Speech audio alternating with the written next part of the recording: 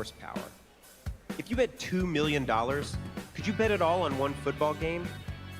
Maybe you wish you could, but you probably wouldn't. Gamblers is about the people who did.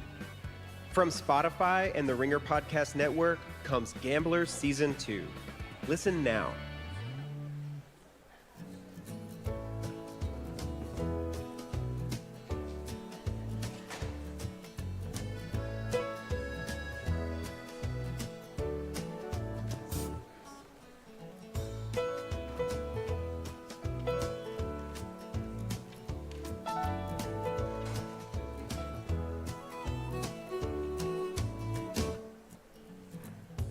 If I had $1 million, if I had $1 million, well, I'd buy you a house. I would buy you a house. And if I had $1 million, If I had $1 million, buy you furniture for your house. maybe a nice Chesterfield or an ottoman. And if I had $1 million, If I had $1 million, well, I'd buy you a K car. a nice Reliant automobile. And if I had $1 million, I'd buy your love.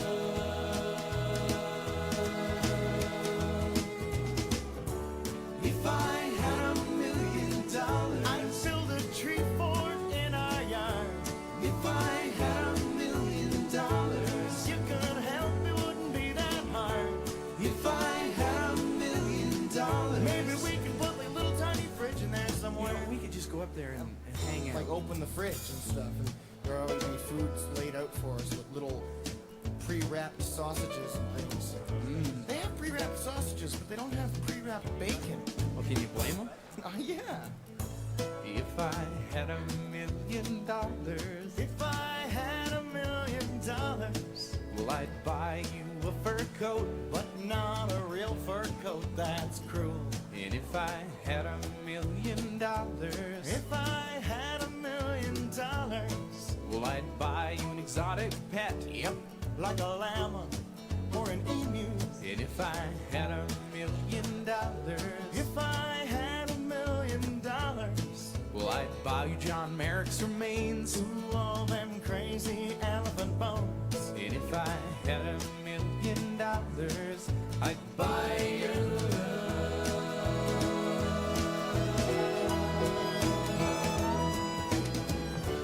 If I had $1 million, We wouldn't have to walk to the store. if I had $1 million, Now we'd take a limousine 'cause it costs if more. I had $1 million, We wouldn't have to eat Kraft dinner. but we would eat Kraft dinner Of course we would. We just eat more.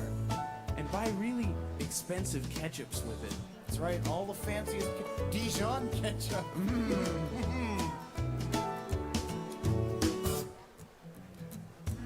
If I had $1 million, If I had $1 million, well, I'd buy you a green dress. but not a real green dress, that's cruel. And if I had $1 million, If I had $1 million, well, I'd buy you some art. a Picasso or a Garfunkel. If I had $1 million, If I had $1 million, well, I'd buy you a monkey. haven't you always wanted a monkey? If I had $1 million, I'd buy your love.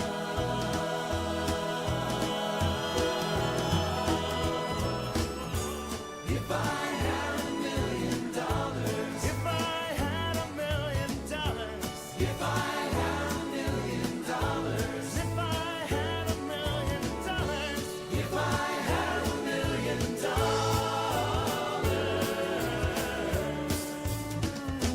I'd be rich.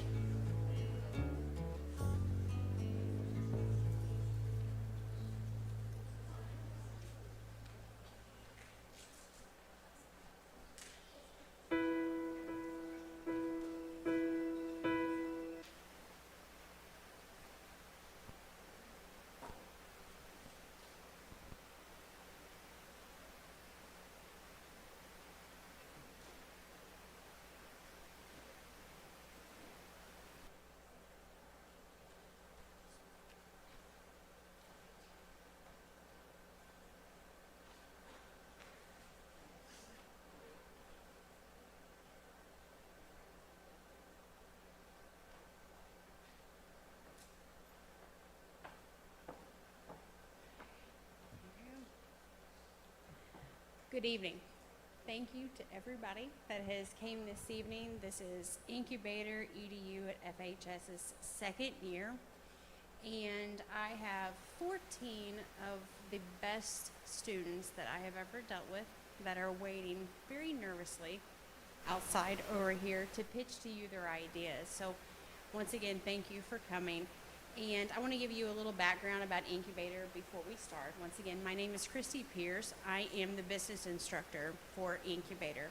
Incubator started about 10 years ago in Chicago in a very large metro area they have 10 high schools. So they have 14 classes of Incubator. So for us to have one is such a huge, huge deal for us to be able to have here. And I couldn't be, like I said, more proud of these students.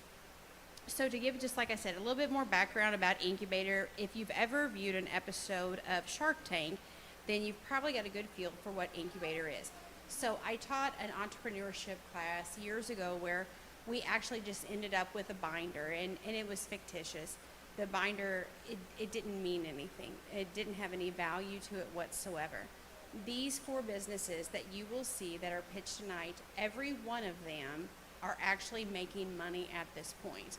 Last year was our first year. We're actually still the first school in the state of Missouri to have Incubator. Last year I had 1 business make money. This year we added another business, and all 4 are profitable before we ever get to the final pitch. This has never happened with the Incubator program that I said that has been going for about 10 years. They were very surprised last year that we had 1 make as much money as what they did.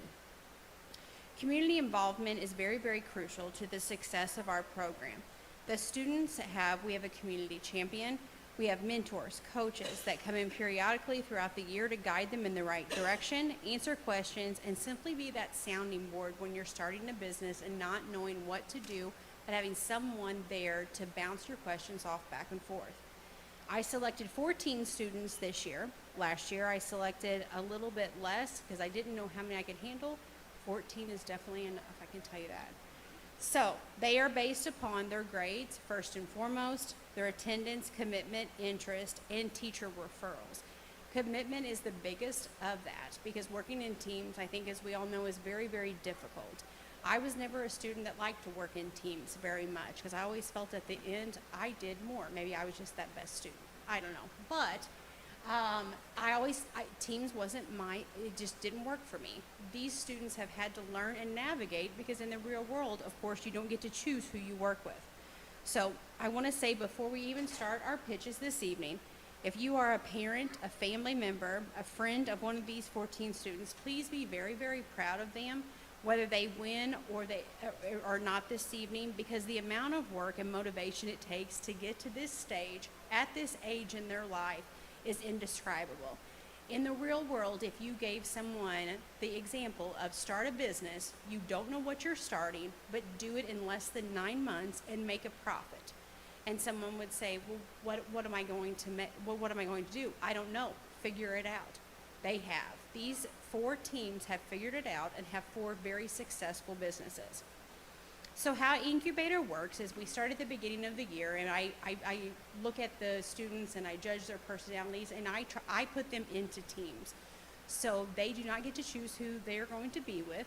It's not because it's my best friend or anything like that. I choose who I think with their personalities is going to work best. From there, we go into a mentor match meeting, which Miss Canty Henty from the Chamber of Commerce helps me with. And then we find the best mentors that will work best with the groups. So this year, we've had Miss Mindy Southern, Mr. John Boyd, Mr. Dan Combs, Mr. Brian Booyer, Miss Ashley Davis, Mr. Harry Peterson, Mr. Ryan Monroe, Mrs. Carla Pearson, Wilson, and Mr. Jeff Owens. So the mentors come into a classroom quite a bit, just like I said, to be that sounding board and just to help them navigate the way through their business. But at the end, they're doing this all by themselves. Our first pitch was called our MVP pitch. We held this back in December. MVP stands for the minimum viable product. So in other words, what is the least amount of money that they need to get their product or service out into the market to see if it's going to be a success or not. All 4 teams were awarded the $500 by the board of directors that you see here with me this evening. The board of directors this year is Mr. Matt Sebastian, Miss Marlene Brockmiller, and Mr. Scott Plummer. So after hearing these ideas, all 4 teams were awarded their seed money, and then that's when they really had to get to work. Along with this long list of mentors and our board members, we've had a lot of many other local community members come in and give their advice in their respectful fields, of course, and I can't thank them enough. So how this evening will work is after each pitch, I will then open it up to the board to ask if they have any questions, and then we will move on to the next group. Without further ado, let's just get our first pitch going. So, our first company that I am so fond of is Menus.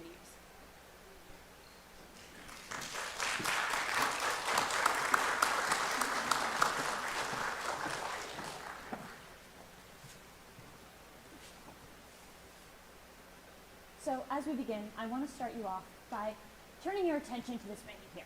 This menu is the one you will find at the Farmington location of Hunt's Dairy Bar and Grill.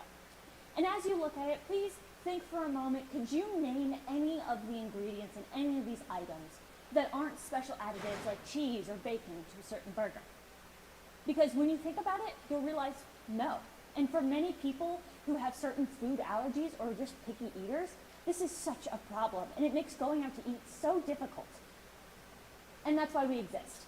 We're Menus, an online menu catalog site that takes all of these ingredients and items from local restaurants and categorizes them so we can put them on our website so that for people who have allergies or are picky eaters can not only know that they can eat the food that they want, but that they will enjoy it.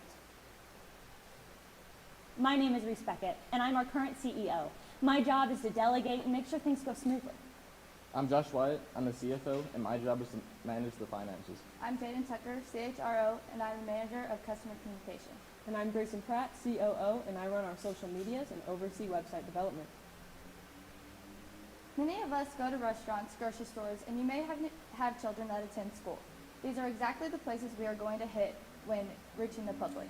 We are going to put our QR codes in the center of our customers' tables, and we're going to put flyers out at public schools that allow us to do so.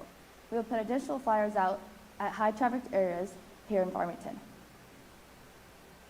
As of right now, we have 2 active customers, Old Mine Crab House and Twins Barbecue. And we also have 3 processing customers, Spokes Pub and Grill, Catfish Kettle, and Cold Jack's Cafe. As COO, I manage our social medias. We use platforms such as TikTok, Instagram, and Facebook to address community members from all ages. We've amassed a following of people who keep up with our updates about projects we're working on and even new customers.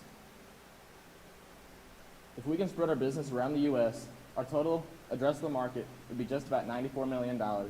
If we could spread our business around the Midwest, our serviceable addressable market would be just about $320,000. And if we would say in just this 30-mile radius, just around the surrounding counties, our market share would be just around $5,000. We found all these numbers from taking the amount of all the small local restaurants around these regions and multiplying them by $15, which is our monthly subscription. And as you can see, we have our SGAs down in the corner, which I'm going to talk about more in a minute. So now here's our 3-year summary. So year 1, our projected annual revenue is just about $5,000. Year 2, just about $12,000. And year 3, just around $18,000. Onto our net income. Our projected year 1 net income is just around $3,000. Year 2, around $9,000. And year 3, around $15,000. We found our net income from taking our annual revenue and subtracting it from our SGAs, such as our website and our business cards and our advertisements. So what do we spend our profit on? With our profit, we pay for our website, which is about $20 a month, and then we pay for our business cards. Our business cards per stack is about $28 per stack. We bought 2 stacks so far, so in total we spent about $56 on those. As of right now, our profit is about $600 running, and that shows and proves that our business can be ran cheap and affordably. So what have we received so far as a company? Well, as we mentioned before, we have 2 active customers. And we've also mentioned that our monthly payment is $15 a month.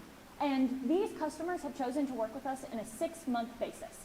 That means they're paying their 6-month fee immediately. But if you're good at math in any semblance of the way, you'll notice that that isn't $15 for 6 months. And that's because we're using these two companies to show how we want to be in the community, and we want to offer earned discounts and even coupons. These two companies are our beta testers. They put their faith in us even though we had no other repertoire. And because of that, we took $5 off of their monthly payments, totaling to $60 instead of the $75 they'd be paying anyhow. That gave us $120 of profit made simply from customers so far. So what have we learned? So one thing we learned is our transportation.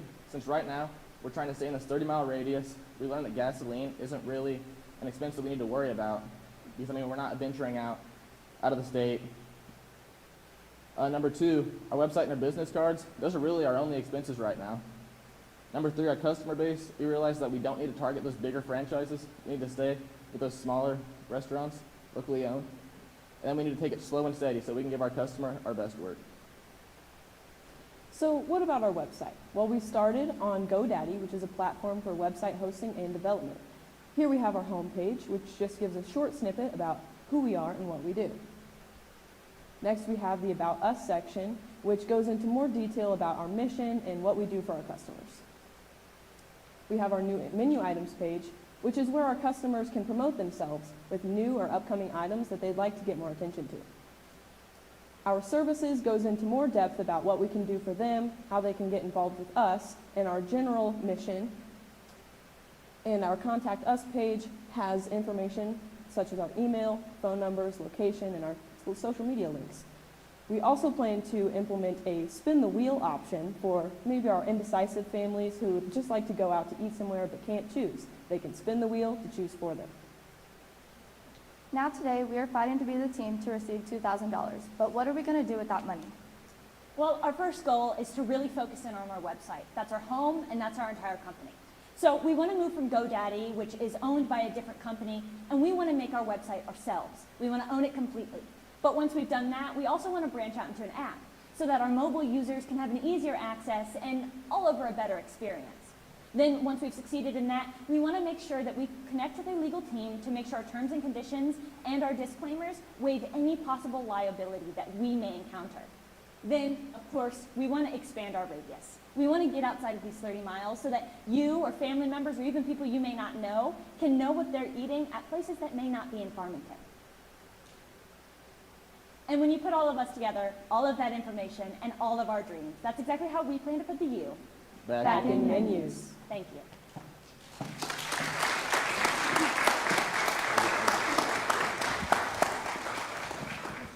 Thank you. I was just told my mic wasn't on before. So, but apparently my voice projects according to the sound gentleman. All right, so menus. The board of directors, any questions whatsoever that you have? The financials of all 4 groups this evening has been given to the board of directors prior to this evening, so they have had time to review.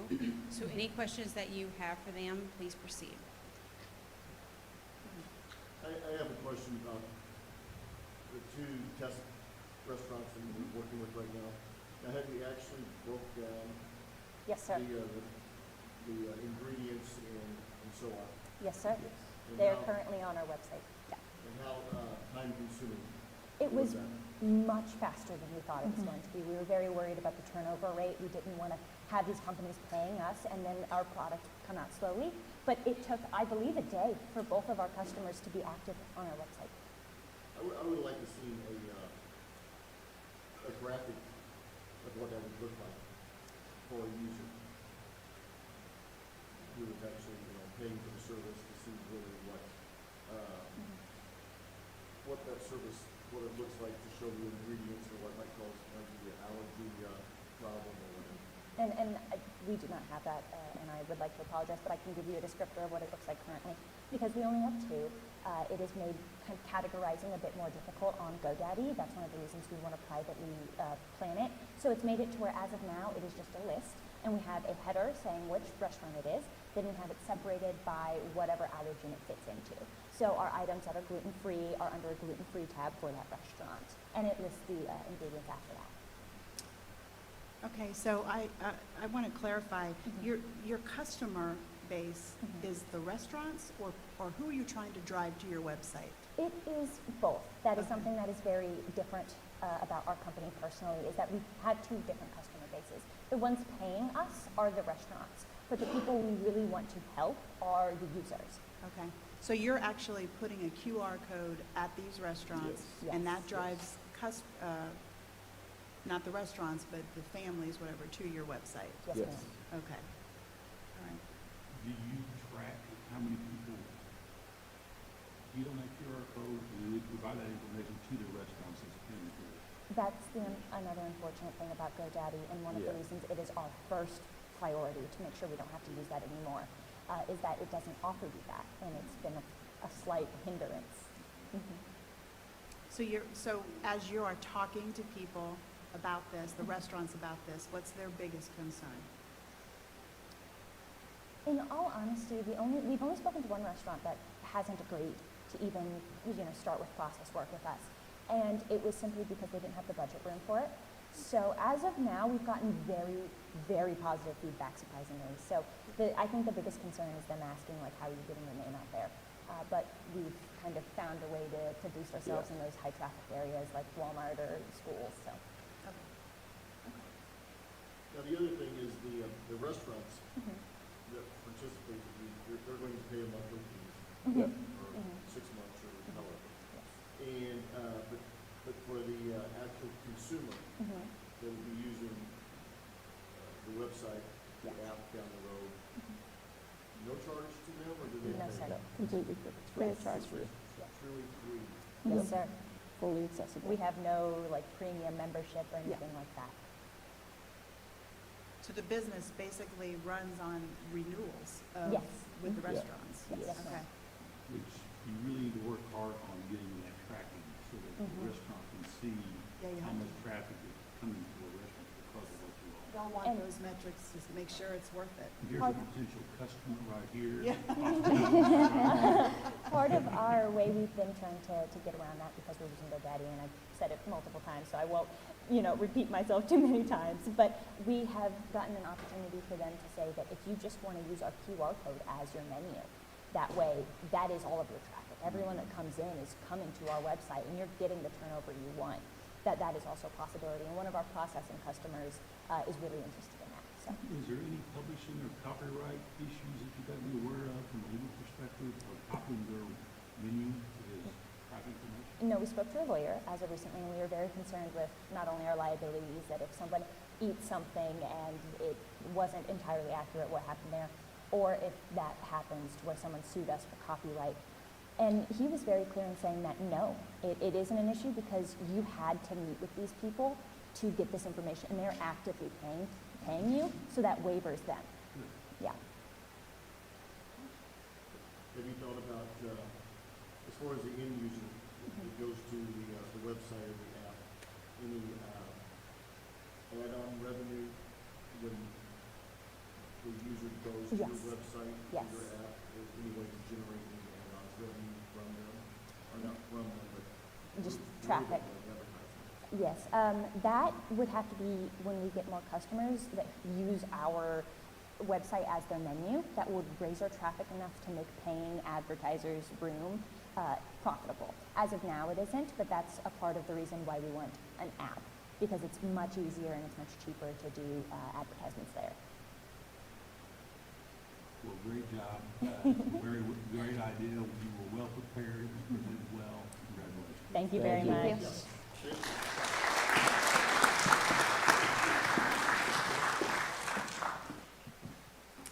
Okay, next up, we have, our next company is Immortalize.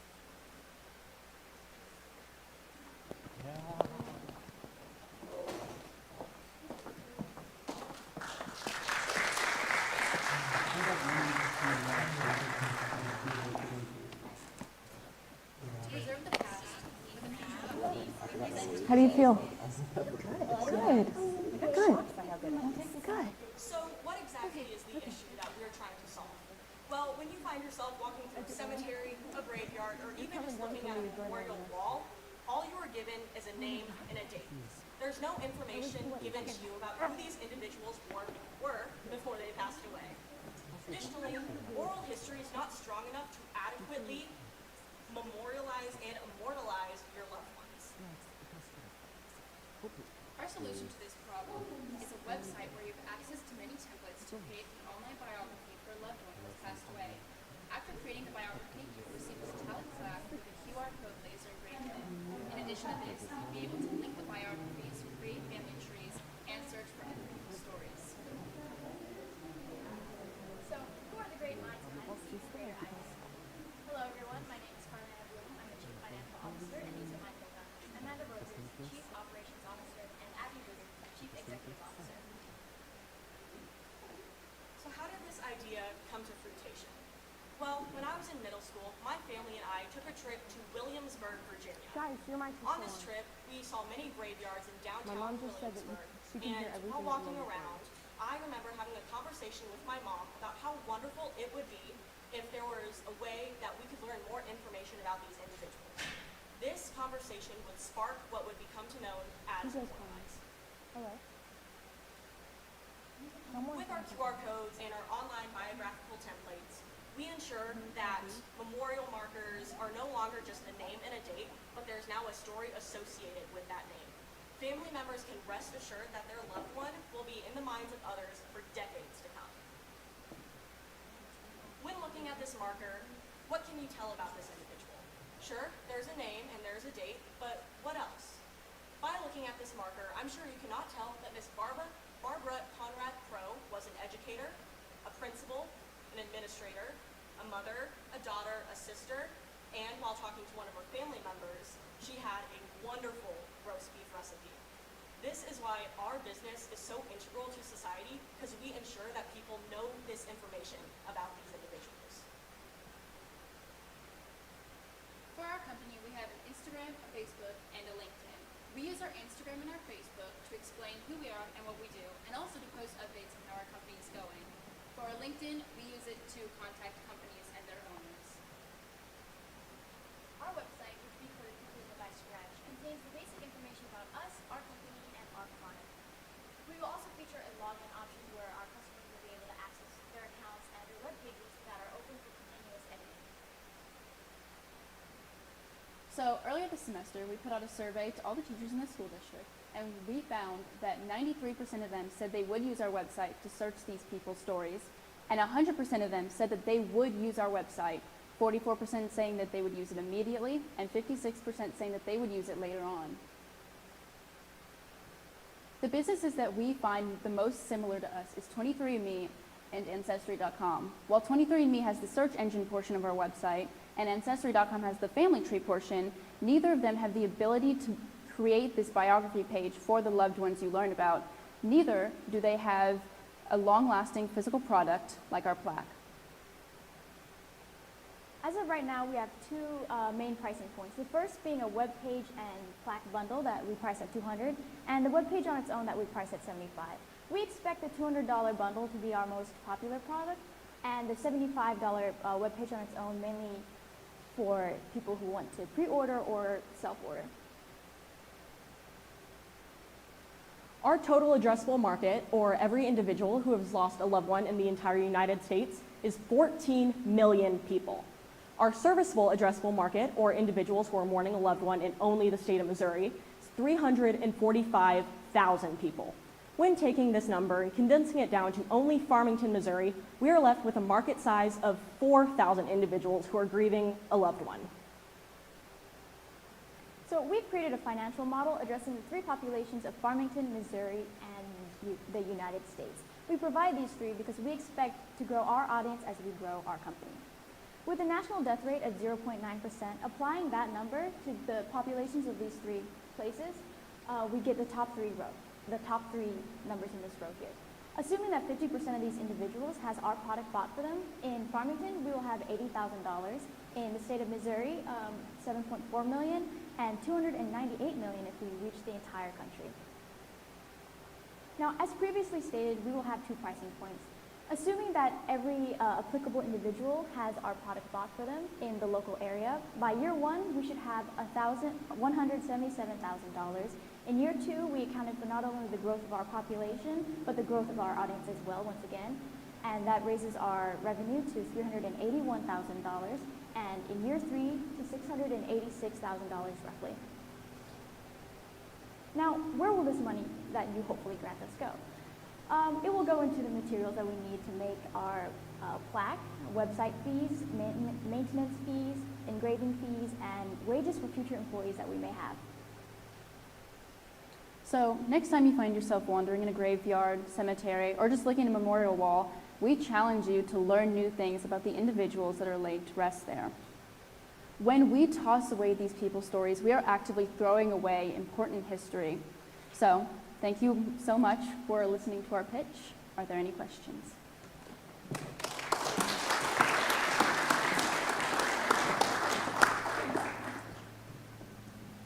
Are there any questions from the board?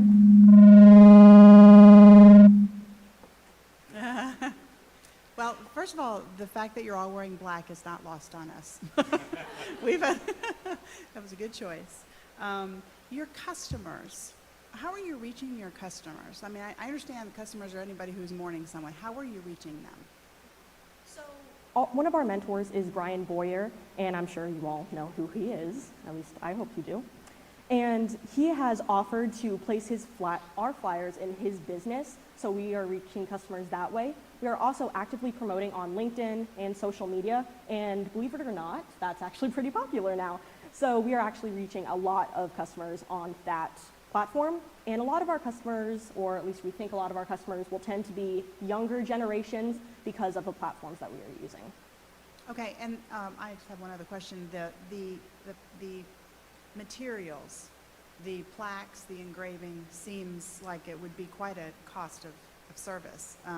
Do you have a good person for that? Do you know where you're going to have that done? Yes, on the contrary, it is actually one of our cheaper costs. Is it? We buy metal in bulk. It's aluminum, which is supposed to be very long lasting. It's got a coating already on it when we buy it, so the only, I guess, labor that we have to do is cut it up and engrave it ourselves. So far, we were using the engineering department at the high school, but we did put into account later on having to buy our own laser engraver into the costs. Additionally, just speaking on how it is one of our cheaper things that we have to do, when buying in bulk, when we cut them all out, one plaque adds up to be about 15 cents. So we are actually, with how much we are charging, we are making quite the profit. Right, yeah. So the QR code, the plaque, how do you get it to talk to the software that pulls up the biography? So How is that technology? the web page will need to be created first, of course, and then you create the QR code afterwards. You just link it together and it should last forever. It's automatically done, so we don't have to do any coding necessary, only the web page, and it should automatically just take you there. By the way, Mrs. Crow was my principal at Jefferson School, so I knew her very well. This is a great idea. I really do. I'm going to help them a bit of a history buff, but I think it's a great idea. How are you going to make sure that this is a good copy across the United States that anybody can do this? So far, we have talked to a few lawyers, and they weren't too sure like how we would patent this specific idea. But the way we think of it is that if our website is one huge database, even if there were people to copy us, we'd be the one with the database for people to look for people's stories. So even if someone did copy our idea, their website would have a lot less stories on theirs. Do the plaques, the coating and the plaques, they last for years? They do? Yes, the QR codes have no expiration date, and if our customer has any damage to their plaque, we're happy to send them another one. I guess my question is your assumption for 50%. Yes. 50% of what you think the people who could be Yes. We can't assume that every deceased person has someone to mourn for them. So the statistic was provided by our great mentor, Mr. Boyer. About 50% of deceased individuals in Farmington have a service or cremation for them. So we just took that statistic. That seems a little high, 50%. We like to be optimistic. And that's good. That's good. Yeah, you'd be rocking and rolling in there free.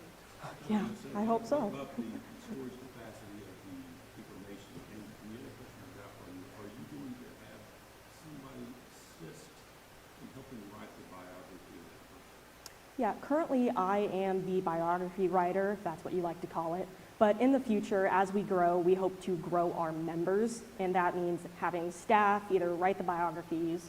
I know Carly and I are going to college, so maybe if some English majors need a career or college job, we can hire them. And along with that, the people who purchase the templates to create the biography page are totally allowed to create the biography about their loved one all on their own. And I know you said that they can be edited down the road. Will they be able to edit it themselves, or will they have to request? So they will have the login page, which she talked about. That is how when they get in, they will have the templates and the biography pages that they've created. That's where they can go edit it. As of right now, we are having people submit requests and we are editing them ourselves. But once again, as our company grows, we help to develop our website more.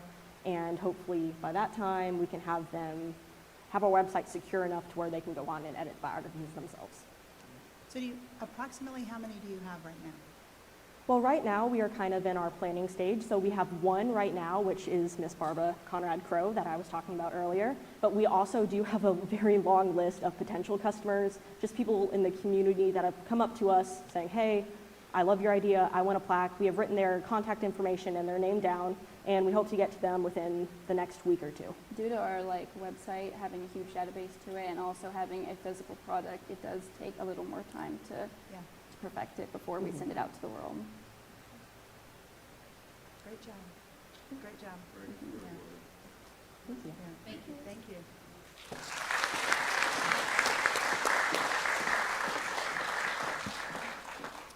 Okay, if you will please give a warm welcome to our next business replay.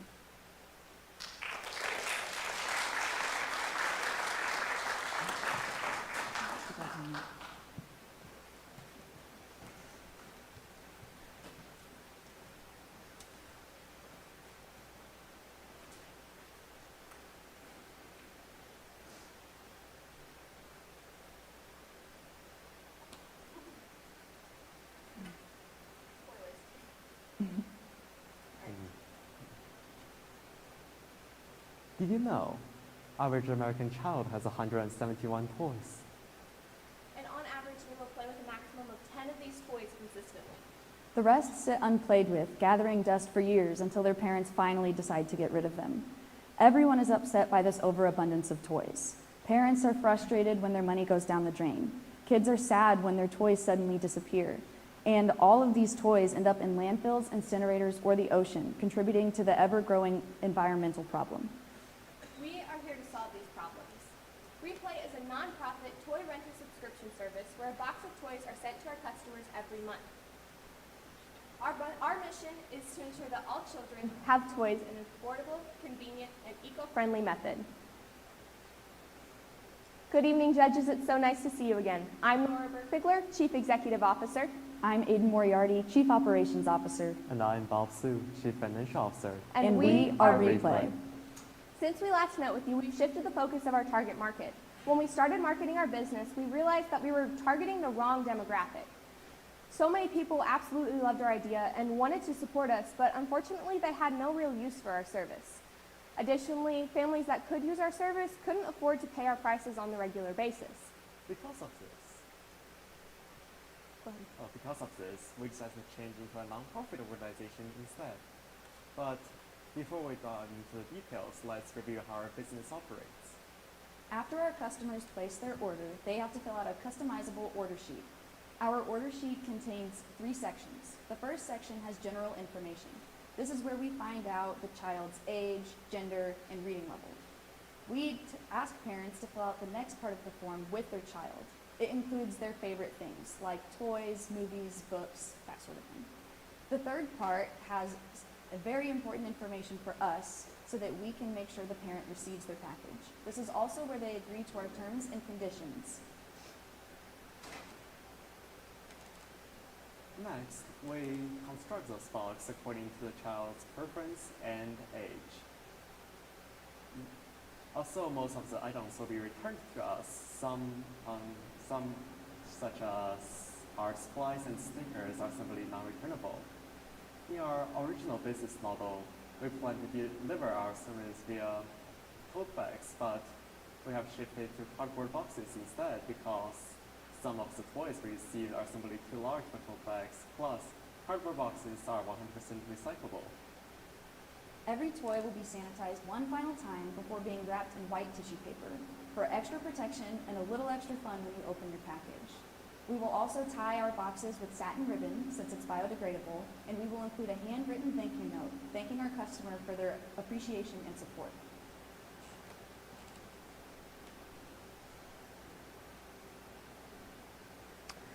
When our customer fills out their order form, they pick one of 2 days that we offer to pick up their box. Then they meet us at Farmington High School where they pay us that month's fee. And if it's their first time ordering, they also drop off their $15 deposit, which we use in the circumstance that there is any damage or missing inventory. Our customers also sign a waiver stating that they understand the terms and conditions of our service and that we cannot be held responsible for any injuries their child may sustain while playing with our toys. Finally, after the month is over, they return the box to us and the cycle progresses. These same toys will be used in boxes for other children. To assemble a single box, we have to spend $3.82. The breakdown can be seen on the slide above, and we sell each boxes for $25, which will earn us a profit of $21.18, which is close to an 85% profit margin. Each box has a value of between $65 and $75, but we only charge our customers $25 per subscription.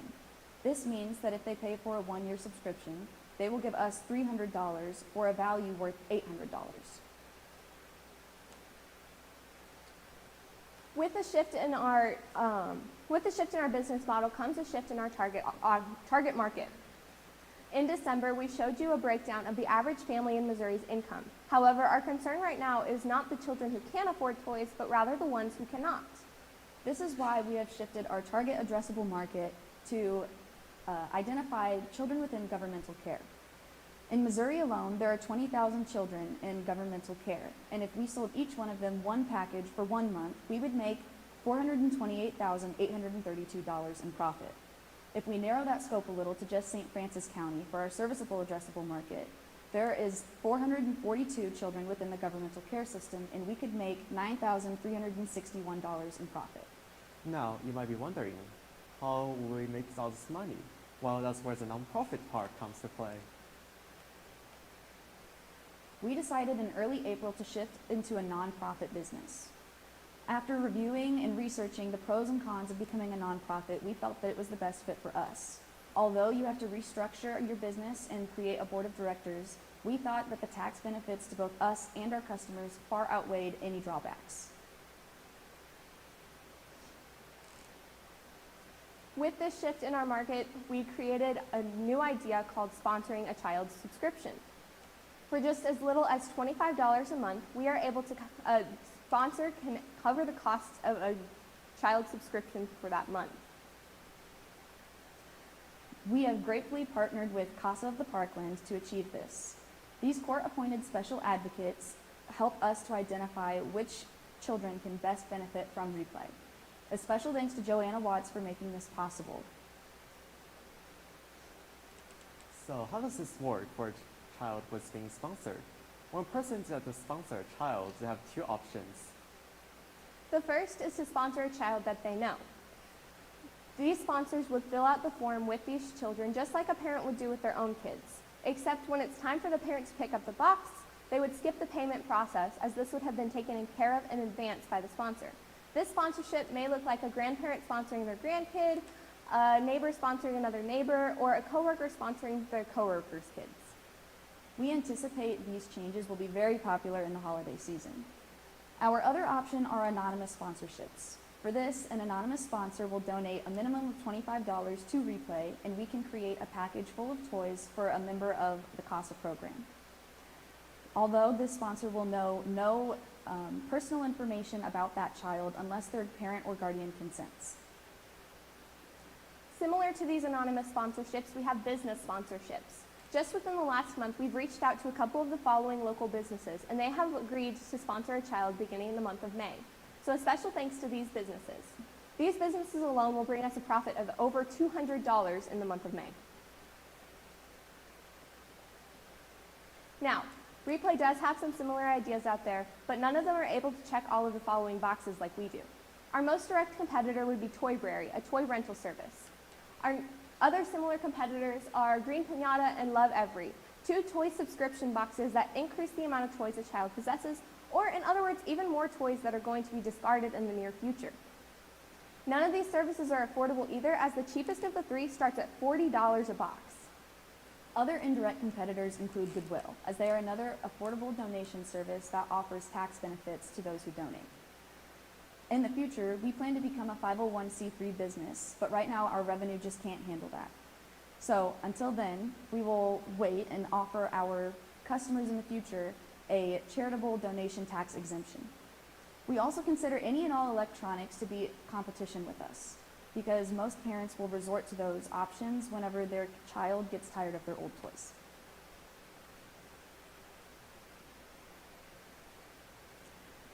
We greatly value our customers and believe in a strong partnership with them. To do this, we have decided to reward our customers for donating to us with a discount on their next purchase. These discounts are awarded by toy. So every toy that is donated to Replay is awarded a given amount of points. These points are decided depending on that toy's value, which we figure by the original price, the condition, and the popularity of this toy. These points can then be used in our shop to purchase things such as a discount on the next box or on an additional toy in future boxes.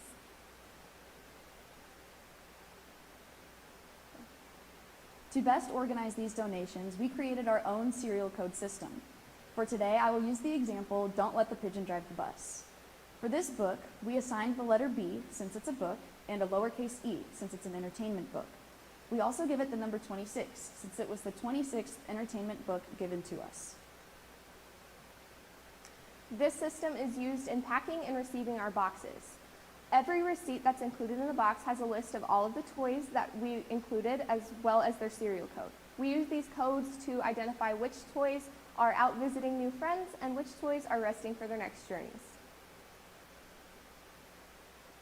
Now, you might be wondering, how can we be sure that those toys are clean?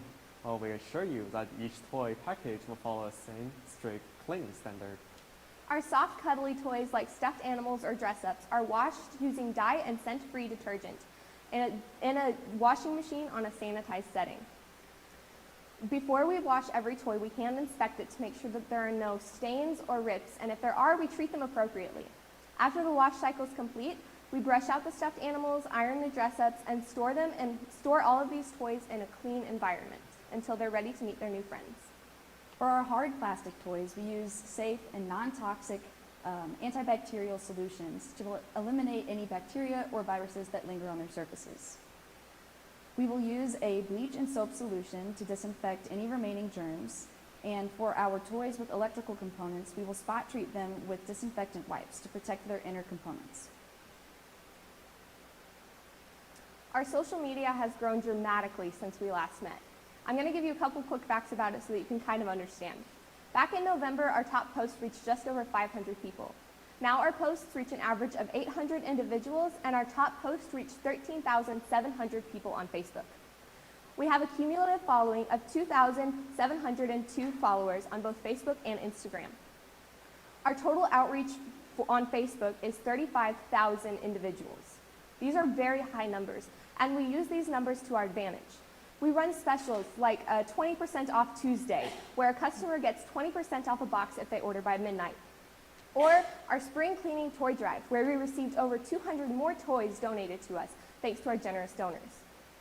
We have recently decided that since Facebook is our primary channel for both communication and sales, that is where we'll be operating the bulk of our business. We included a link to purchase each month's package in the caption of most of our posts.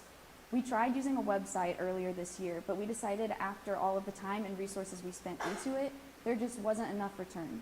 So instead, we will be using Facebook from here on out. We do have plans to use a website in the future, but it is just not fiscally responsible as of right now.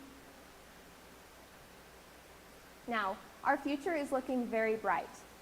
As of right now, we are limited to cash-only payments, and so we are focusing on our local community as of right now. We're building connections, meeting new customers, and just overall networking. In the future, though, we do plan to switch into online payments, but right now we can't because of the nature of this class. However, when we do, we are going to be utilizing systems such as Shopify so that we can get discounted shipping so that we can keep our prices low for our customers.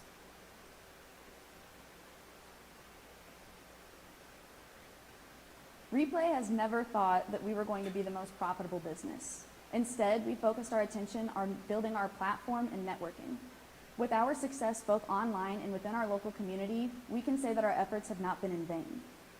Although many other companies are easier to produce just with time and resources, we are very proud of the work we have put in. Although we are about to make $300 this next month in revenue, Replay has always put more of an emphasis on increasing the happiness of our community before the money in our wallet. We are very happy with how we are today and proud of what we have given back to our community. Thank you all for listening, and we hope that you choose to renew, reuse, and replay. Thank you. Thank you.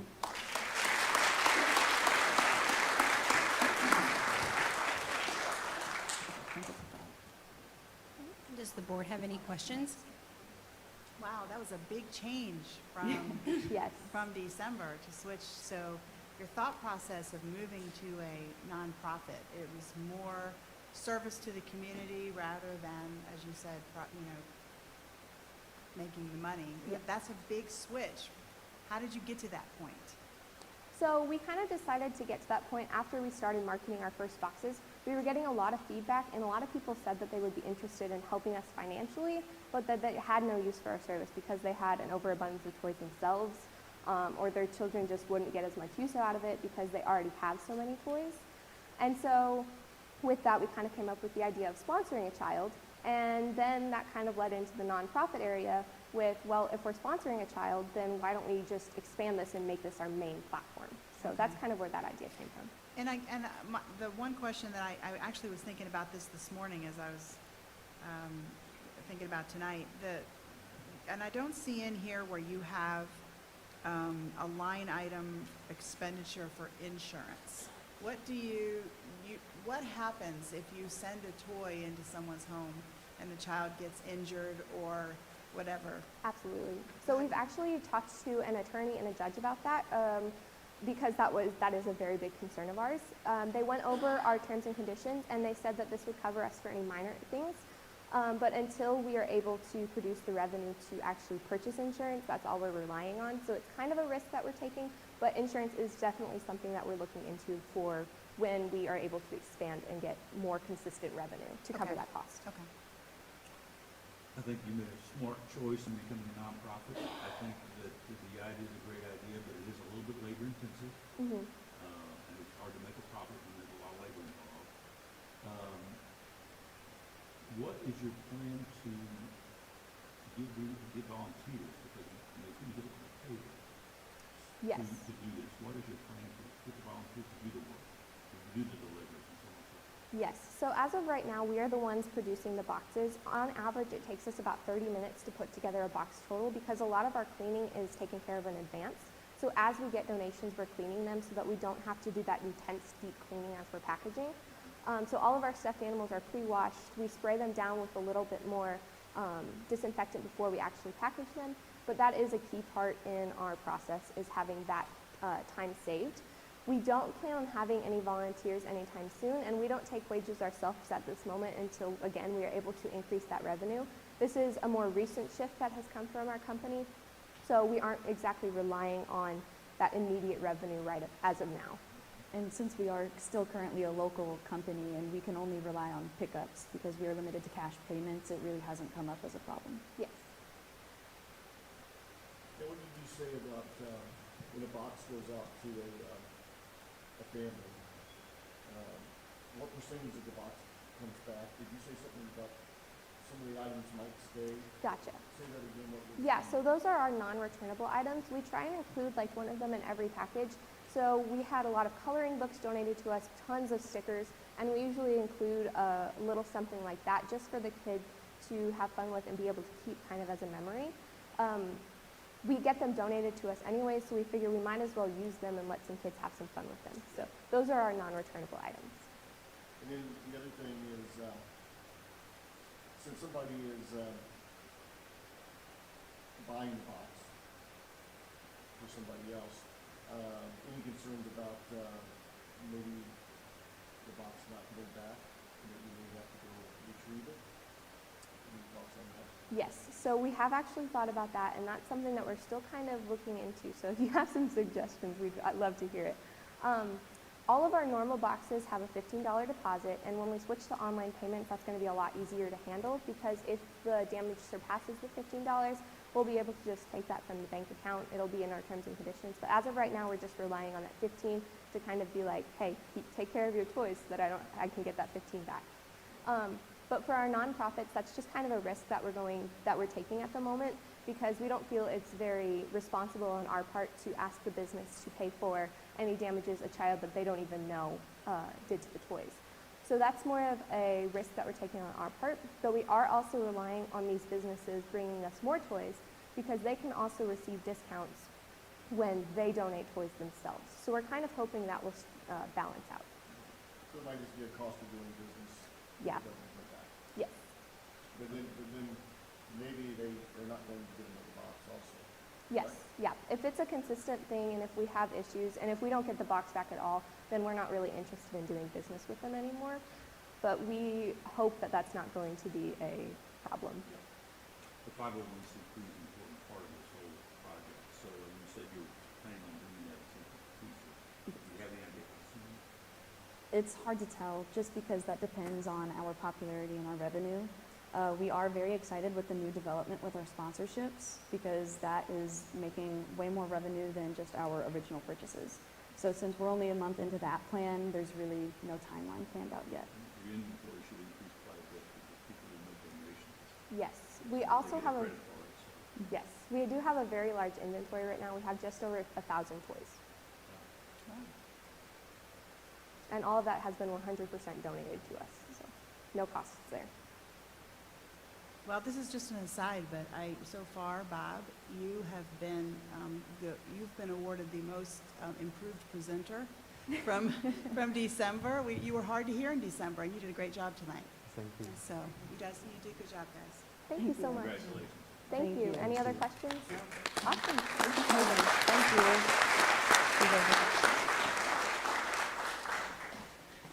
For that one. Oops. Sorry.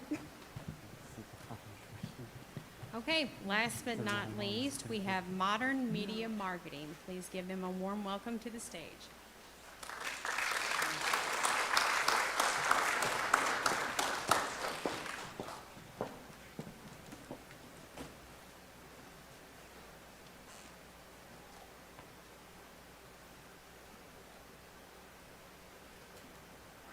Plumber's Ace Hardware, located in beautiful downtown Farmington, is the answer for all of your hardware supply needs. Locally owned and operated, their outstanding customer service and wide array of products makes them your one-stop shop for all of your hardware supply needs. Plumber's Ace Hardware, putting you and your word first since 1969. First Day Community Bank in Farmington aims to provide the best in customer service and convenience. With 3 locations just in Farmington alone, you can be sure that no matter where you are, your cash is always close by. First Day Community Bank, convenience in our community. Brock Miller Construction in Farmington has been serving our community for the last 90 years. If you don't know Brock Miller Construction, you'll surely know their work. From the Farmington High School Fieldhouse all the way to our local water park, Brock Miller's done it all. You can contract Brock Miller Construction today by finding them at their website at www.brockmillerconstruction.com. Wouldn't it be great to have a pitch like this representing your business all over the television and internet? Just imagine it. Your brand recognition and sales could skyrocket. All it would take is the small price of an arm and a leg. As business people, you've been there. You want to get your word out, so you start researching ad production companies only to find out that their prices are outrageously high. Not to mention, you don't even know that the product they create will turn out. That's why we came up with a simpler way, a more affordable way, and a more consumer-friendly way. Good evening, judges. We're Modern Media Marketing, your advertising solution. I'm Michael Capias, CEO and an aspiring filmmaker with a history in digital media production. I've been involved in our BKTV and journalism programs here at the high school for 4 years, and I'm currently employed at our local J98 KREI radio station. I'm Annabelle DeVoto, CMO of Modern Media Marketing, and member of many student-led organizations, such as Knights in Action, Future Business Leaders of America, and National Honor Society. My involvement in these programs have led me to become comfortable when it comes to public speaking, and have helped build my communication and business skills, making me incredibly qualified for this position. I'm Alex Coomer, COO and third-year BKTV student. I've been working with cameras and top-of-the-line editing software since 2020. And I'm Taylor Matisse, Modern Media Marketing CFO and Farmington Senior Class President. With the responsibilities that come with being class president, I've garnered a lot of experience in managing finances.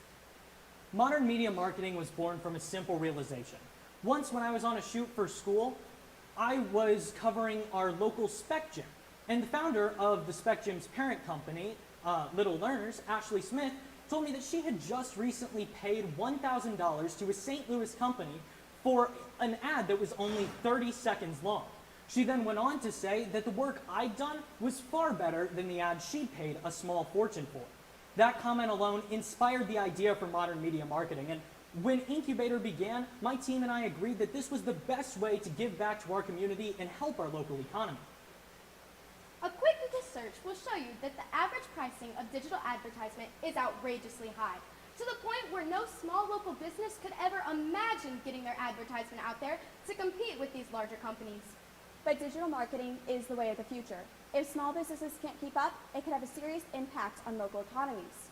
Farmington has no shortage of mom-and-pop businesses. With expensive ad campaigns, it's hard for these small businesses to compete. And that's where Modern Media Marketing comes in. These types of products have very high prices. It's rare to find a group of people with the right skill set to create these professional grade products without resulting in those high prices. But Modern Media Marketing has set out to prove that a company could gain the same amount or more profit by selling more inexpensive advertisements as opposed to a few very pricey ones. We are only a fraction of the price when compared directly to the average cost of our competitors. But affordable doesn't mean cheap. As Ms. Smith said to me at the beginning of the year, the quality of our ads matches that or even exceeds that of all major competition. And if her word isn't good enough, take it from our numerous partners and clients.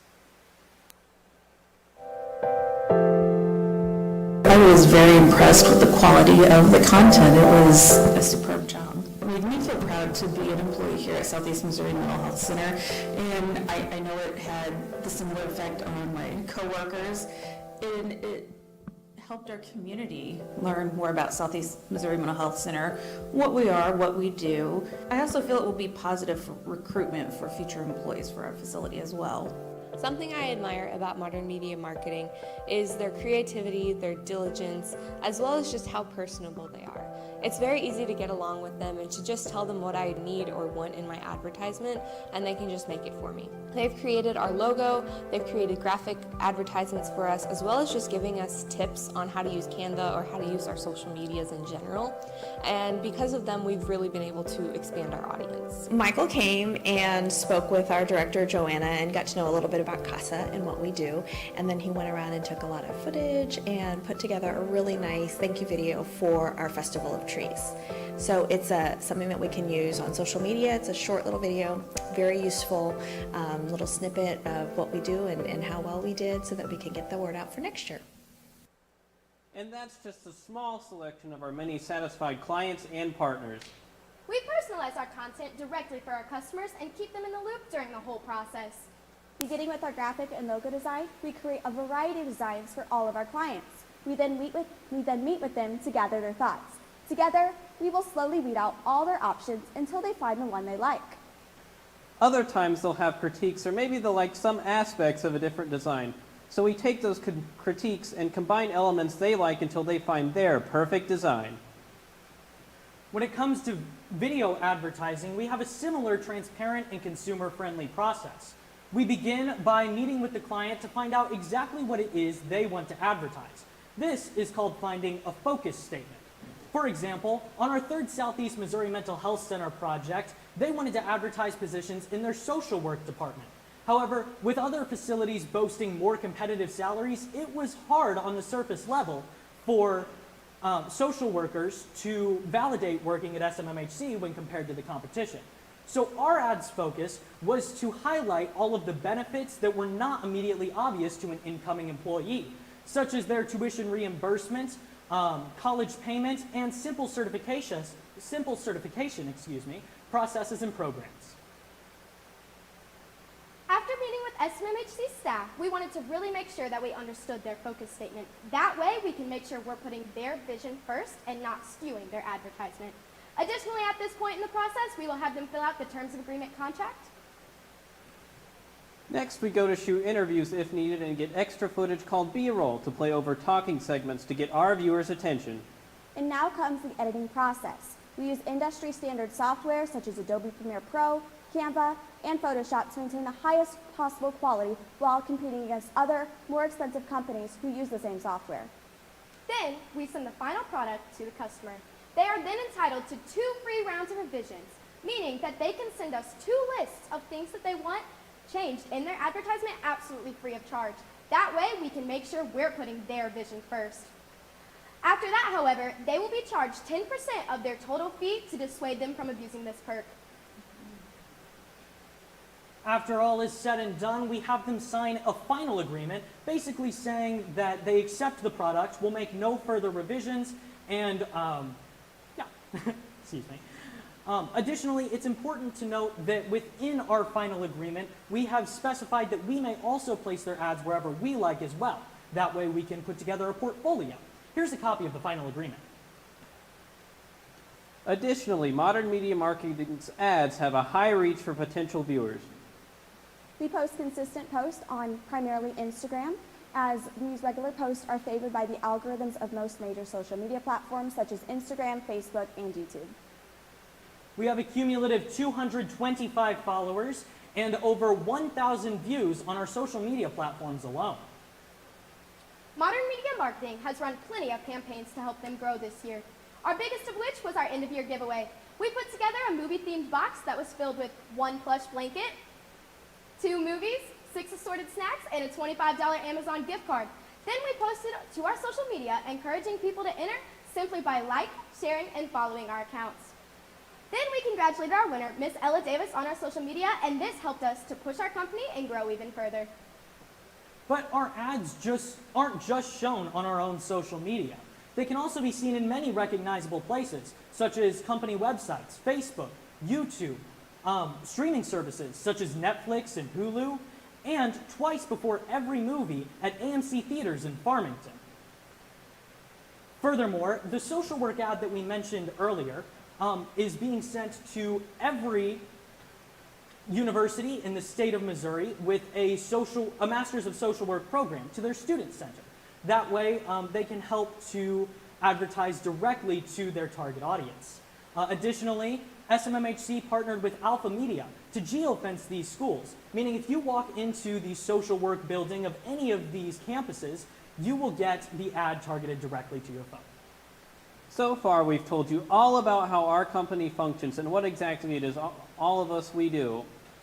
But let's face it, a company's success is based mostly on its monetary gain and ability to attract potential customers. Which is why we are happy to report that Modern Media Marketing is the most financially successful company in the history of Farmington's incubator program.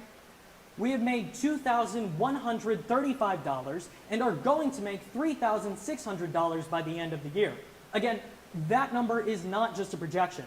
That's the amount of money we are going to make based on all of the projects we've already been commissioned for. Modern media marketing is rapidly growing. Therefore, we base our projected revenue on the current projects that have been commissioned. This year alone, we have had around 24 advertisements commissioned under our name. From there, we factored in our time constraints to figure out that we could complete one 30-second advertisement, 3 extended advertisements, up to 15 logo designs, and up to 18 graphic advertisements each month. This left us with a realistic revenue of $26,540 just in year 1. Furthermore, we do predict growth, but we do have to consider our time constraints. That left us with approximately $33,000 in revenue for year 2, and then furthermore, approximately $46,000 in revenue in year 3. Modern Media Marketing predicts that every business owner in the state of Missouri could potentially use our service. With this being said, if we were to reach our total addressable market, we will have made over $665 million in revenue. A more maintainable goal would be to reach our serviceable addressable market, which is all St. Francis County and surrounding county business owners. If we get each of these business owners to purchase our unit price of approximately $131, that would leave Modern Media Marketing with about $765,000 in revenue.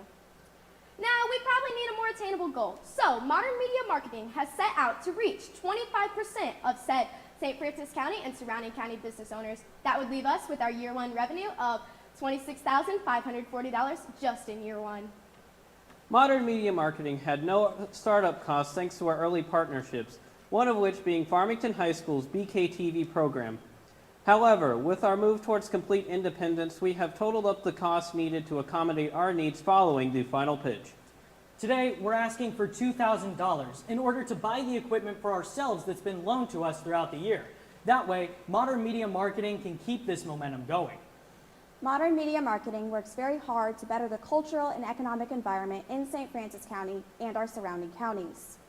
In the modern era, it is nearly impossible for small businesses to compete against these multi-million-dollar ad campaigns led by large corporations. When billboards, social media posts, and videos put a business like Starbucks in the limelight, how could a business like Coljack's possibly compete? The answer? Modern Media Marketing. Thank you so much for your time. We'd love to hear your questions.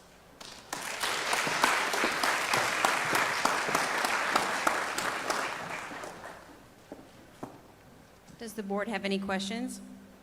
Yeah, as I'm thinking about this, I mean, you all have very specific skill sets, particularly you with your video background and so forth. Do you have a succession plan in the business for when, if you want to go to college, what's going to happen when you go to college? You have somebody who can do the same thing you're doing. That's true. So I think, honestly, part of the beauty of our company is that it can be done from wherever. So the 3 of us are going to college. Alex, being a junior, is going to stay here in Farmington, so he can be here managing our more local, Farmington, clients, and we can be out in other areas advertising. And really, the only reason that we would need to be present together is to get video of the businesses that we are representing, which any of us could do from any of our locations.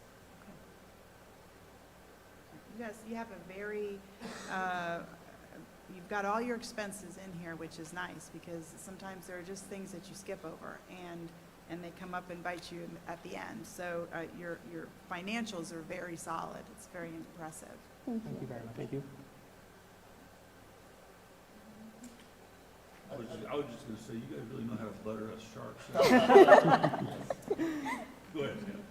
On your graphic advertisement album covers, explain that to me again, the graphic advertisement and album covers. What actually is it? So a graphic advertisement could really be anything. It's just a graphic design that we make for one of our clients. So that could be anything ranging from an Instagram post, for example, all the way to an album cover, as you had mentioned, both of which we've made for different clients. But an album cover is, what is an album cover? Give me an example. Oh, an album cover, I trust you listen to Spotify, or you've bought a CD or something. So the image that is on the front of the album or what is displayed on your phone while you're listening to the song. That is what an album cover is.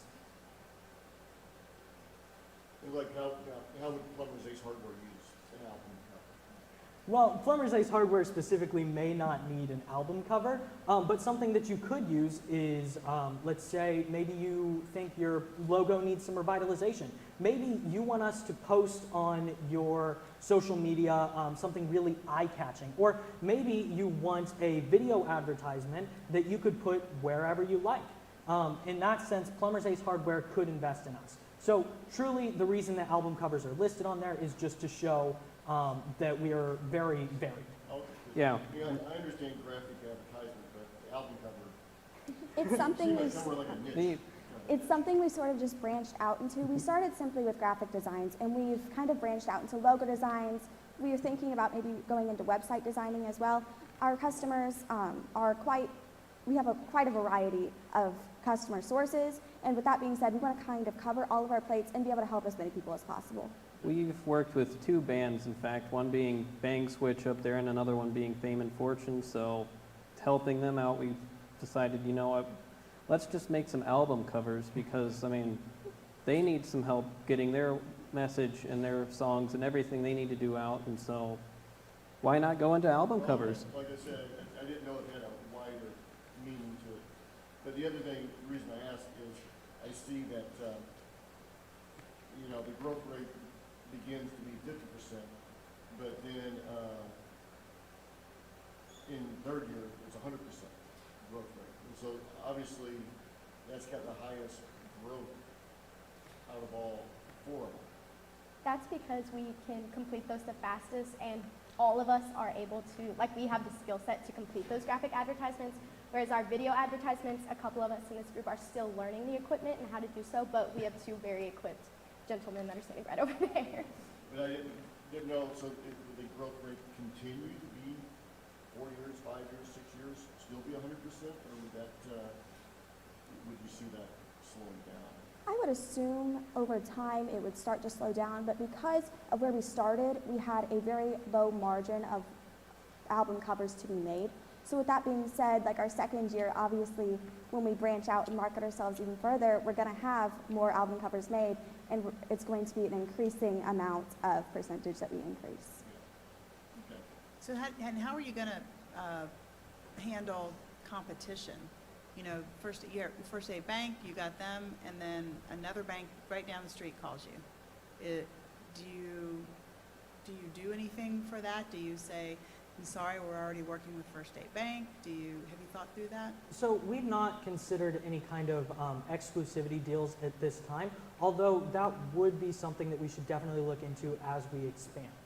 That is a very good point. Thank you for that. With that being said, though, we are extremely transparent with our customers, and we will let them know, and if they're not comfortable doing that, the second company or second bank that we would take on, if they're not comfortable with that, then we would probably not take them on. How have you generated business now? You said $3,600 in sales so far? Yes, sir. That is what we are projected. Projected. Yes. Well, that's Through the month of May. So we have made 2,100, I think. So how are you gaining those customers? What are you doing to gain those customers?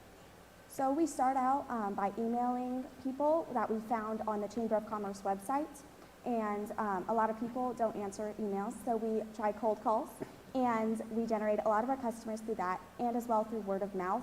Most of our customers are extremely happy with our products that we have created for them, and in turn, they have suggested us on to other people. So moving forward, the structure of your organization, are you going to all be doing that? Are you all responsible for generating new business? Are you going to designate individuals? How are you going to structure your organization? As the CMO, I am primarily in charge of that, but with that being said, we have a lot of people in our group that are extremely good with the public and extremely good with talking just in general to get our word out. And with that being said, when we see people that we think might be able to use our client or use our product, we all kind of pull our weight in that aspect to get us more customers. Do you know what type of entity you're going to have? Is it going to be an LLC? Yes, sir. Yes, yes, sir. LLC? 4 equal parts? As of right now. As of right now, yes.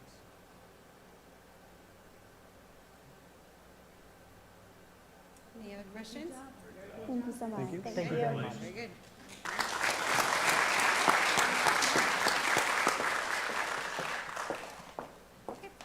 At this time, if the board would mind to walk up the side stage left and meet me in the back for deliberation, and then we will come back with our winner of the 23 incubator program at FHS in just a moment.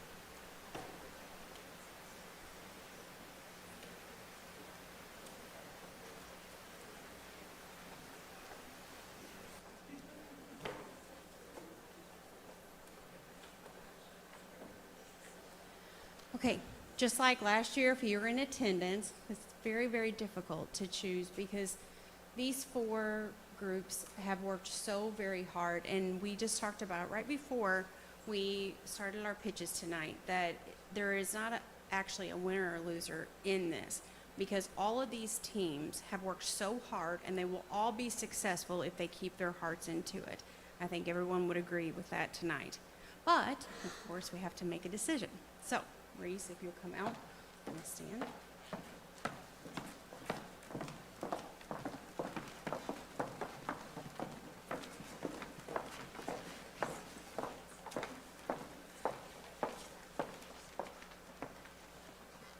Okay.